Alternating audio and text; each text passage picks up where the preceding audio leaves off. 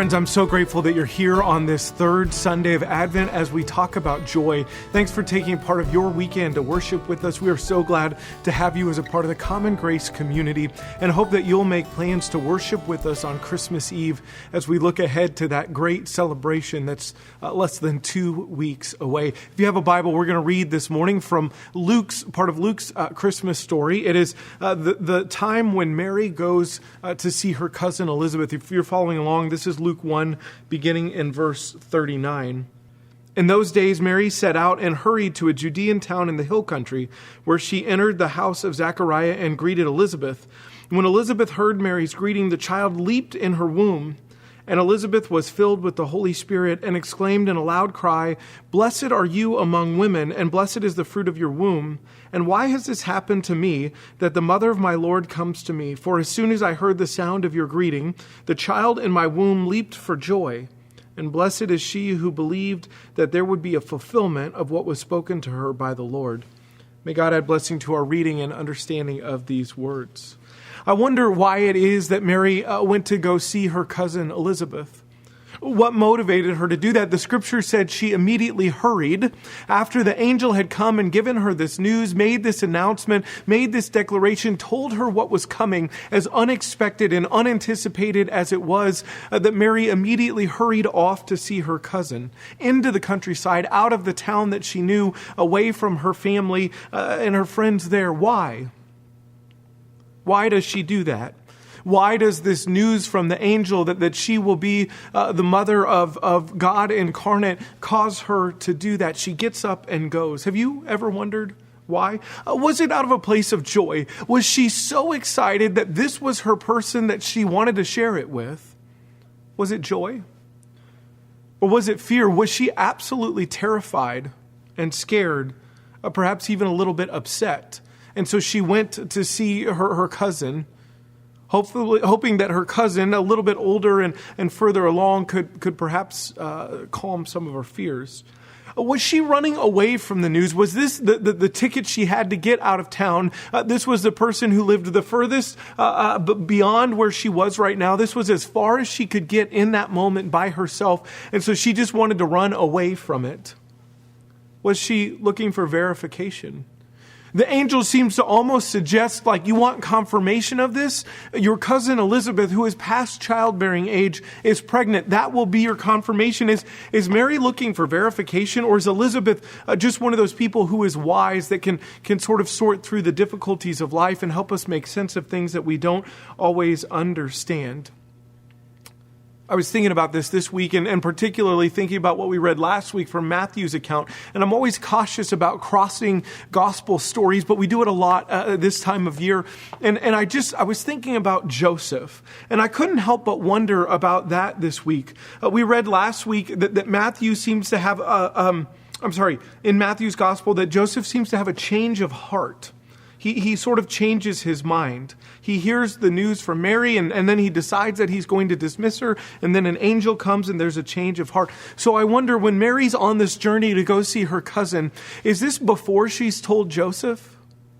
Or is it perhaps after she told Joseph, but before he had a change of heart? I just couldn't help this week but wonder where that falls in the story, and how might that motivate her reason for the journey. Maybe she told Joseph, and Joseph said, "What are you talking about? That doesn't make any sense at all." And she needed to get away from him.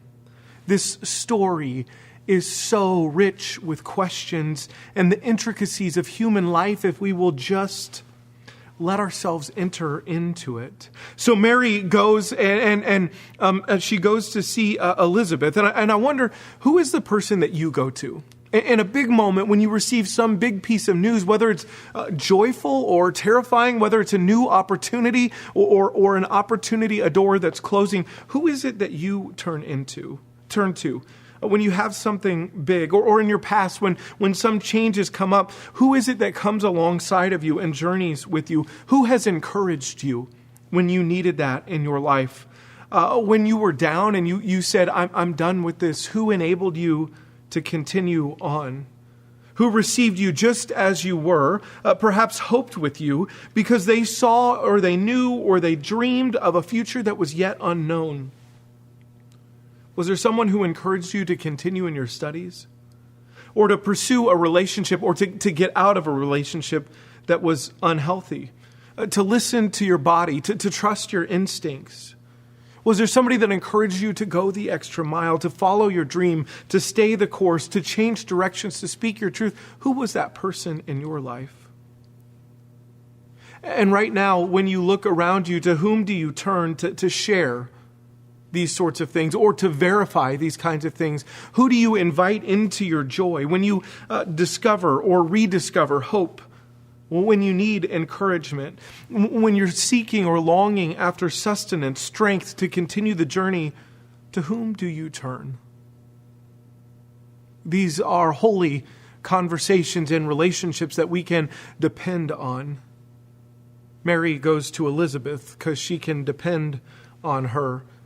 I was also wondering this week, as I just sort of tried to put myself in the story, what is going on in Mary's head as she's on that journey? Was she rehearsing her lines like a speech that she was going to give to Elizabeth, going over what she was going to say and telling her the explanation and the caveats and all of the things that needed to be explained for this miraculous and really odd situation? Or was she instead, did she just decide she was going to play it cool?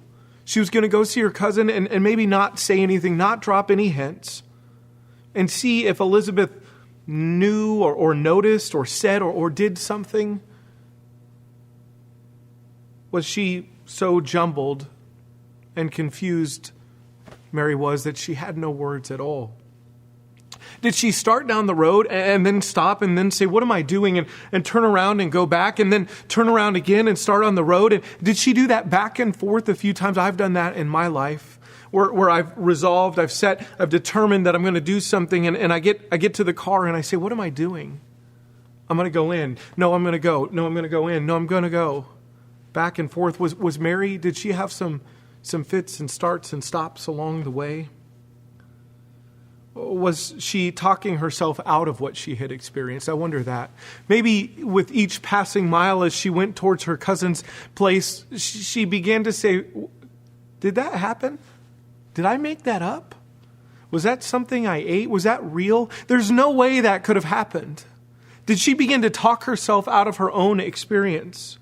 Did she go to her cousin hoping that perhaps Elizabeth would say, with enough grace, would say something like, Mary, you're a bit naive and gullible for believing this vision, this angel, this conversation that you had seen. Maybe she was going to Mary to Elizabeth because Elizabeth would let her down gently in that way.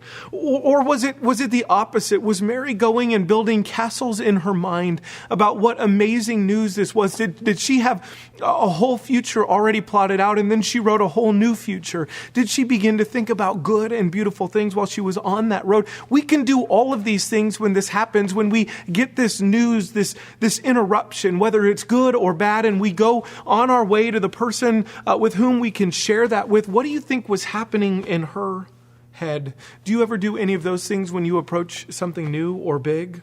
When you get ready for big conversations, when you're holding big things inside and you're about to give them form or shape or voice or life?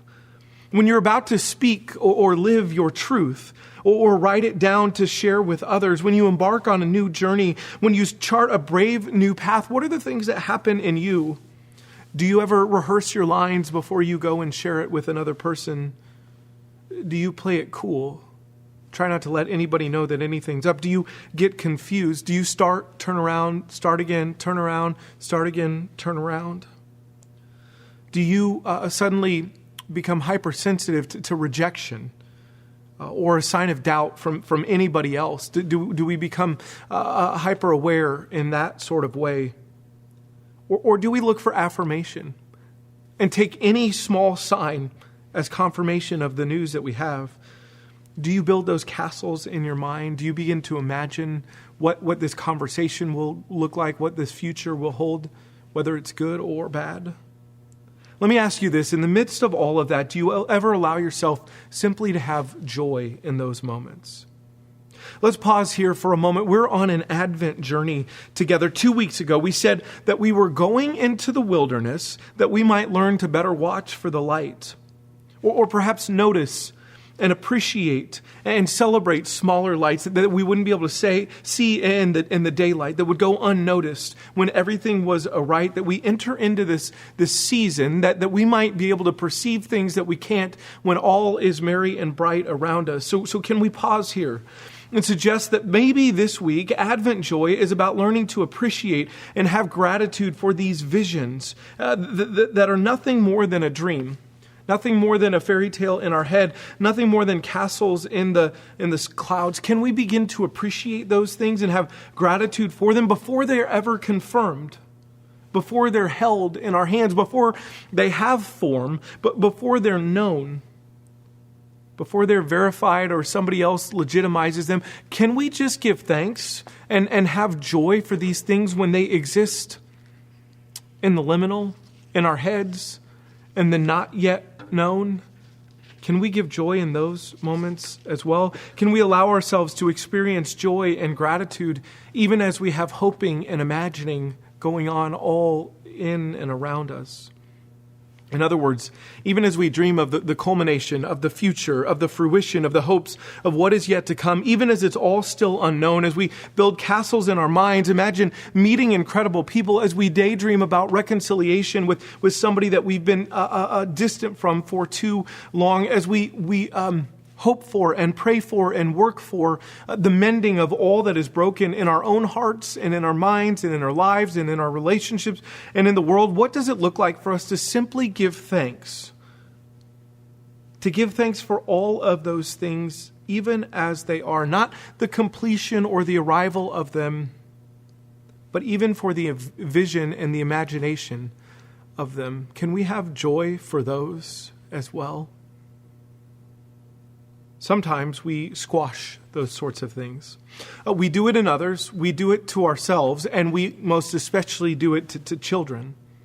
We use phrases like, that's not practical, or that's improbable, unimaginable, or impossible. We say they're just a dreamer, they're just a flake, they're all caught up in their head.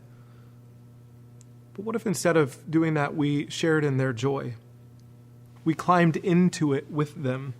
If we allowed ourselves that gift as well. This week I was thinking back to when Hope and I were dating, and I remember that I would often wonder about the future that we would have together. And so when we first met and we were just talking, I was thinking about what would it look like to date. And then when we were more serious with each other, we were thinking about our future. And then when we were in the season of discerning engagement and proposal and marriage and all of that, I began to think about all of those things in my head. Can we give thanks? Can we have joy just for those imaginings that we share? The longings of the heart?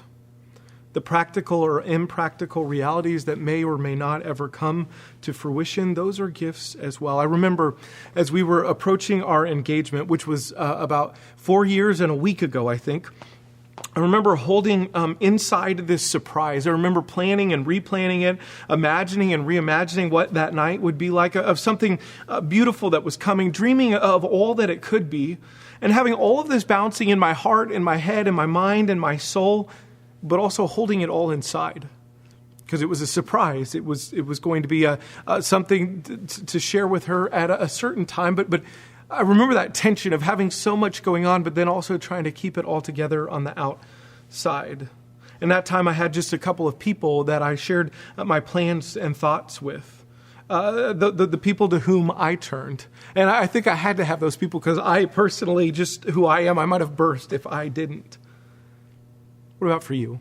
On this Advent journey, are there things in the present that we have, or are there things in the past that we've had before for which we can share and joy together with, that we can give thanks for? Can we name them as a joy, even if they never did or never will come to fruition? Can we learn to appreciate holding ourselves in that tension and anticipation and appreciation for just what is now? Can this be a part of our journey in Advent? Mary makes that journey to Elizabeth, and for whatever reason she does that, whatever conversations or whatever responses or whatever speech she might have imagined as she walked on the road, it would seem it doesn't matter. She doesn't even get a chance to share them because when she comes in, as soon as Elizabeth hears her greeting, Elizabeth responds. And she gives this beautiful affirmation and blessing to the good news that takes her by surprise. And within her, the scriptures say, within Elizabeth, her child leaps. John leaps. After I had proposed and Hope and I were engaged, it was like I got to invite Hope into that same process that I'd been on. We got to do it together. The dreaming and the planning and the replanning of the actual proposal became a mutual dreaming and planning for a wedding and a future. And of course, all of those conversations had been happening in their own ways, and prayers had been happening together and separate, all of that. But it was like that energy that I'd had for that one time. We got to join in that together. And as we moved on that course, we also got to tell many of our family and our friends the news. And so we began a journey sort of going across the state to share with some of our family. And then we got to call some close friends, and then we got to share it with the world. And I still remember probably my favorite reaction when we shared that we were engaged. It was Nana, Hope's grandma. It was in the kitchen of Hope's parents' house. And Nana, who is more than 75 years old at this time, literally leaps. She jumps in the kitchen, and it was absolutely hilarious, but I'll always hold on to that. By the way, every time I read the scripture about John leaping within Elizabeth, that's what I think of. It is absolutely beautiful. There's no greater sign of joy than this. Within Elizabeth, there is a leap. And then there are words of affirmation and grace and blessing that come out. Friends, when we invite others into our big moments and our big truths, when we invite them into our surprises and our fears and our hopes, what happens? I hope for you, friends, for our sake, I hope that what happens is leaping and affirmation and blessing. And then for Mary, what's the response? What pours forth? The Magnificat, a song of joy. From some affirmation that even in the midst of this liminal space and time, there is this song of praise, of power, of the turning upside downness of the story. Friends, joy begets joy, begets joy, begets. What it doesn't bring is conclusion. It doesn't bring resolution. It doesn't bring a blueprint or clarity. Not everything is resolved for Mary in that moment. Not everything will be immediately set aright, and not everything becomes clear. Mary will still have to journey home by herself. She'll still have to face Joseph wherever they're at in that conversation. She and Joseph will still travel to a distant city, and she, as a teenager, will birth a child in a place that is unfamiliar to her, away from home and her family. She'll still endure the joy and the beauty and the pain and the struggle of a child, and she'll still wonder what it means to be the mother of God incarnate. But in that moment, that exchange, that conversation, that liminal space, there with Elizabeth, after the affirmation, after sharing this great and wonderful thing, she knows joy. Could it be so for us? Maybe this week you need to give yourself permission to experience joy for what's right here and now. Even if it's in your head, if it's incomplete, or unlike what you had planned. Maybe this week you could go back over what you once had dreamed and imagined and express gratitude and awe and wonder for all of your hopes and your ideas and your naivety and your audacity and your bold visions and your ridiculous ideas. Maybe you just want to share in joy and gratitude for all of that. Maybe this week you want to reach out to somebody who came alongside you in one of those seasons and thank them for journeying with you, for supporting and encouraging you. Whether that journey was really, really tough or really, really exciting. And maybe, friends, even in the anticipating and the waiting, even for what is still undone, for what lives only as dreams in your heart and in your mind and deep in your bones, maybe you want to let yourself experience and share joy for those things. Could it be so for each one of us? Let's take a few moments for reflection.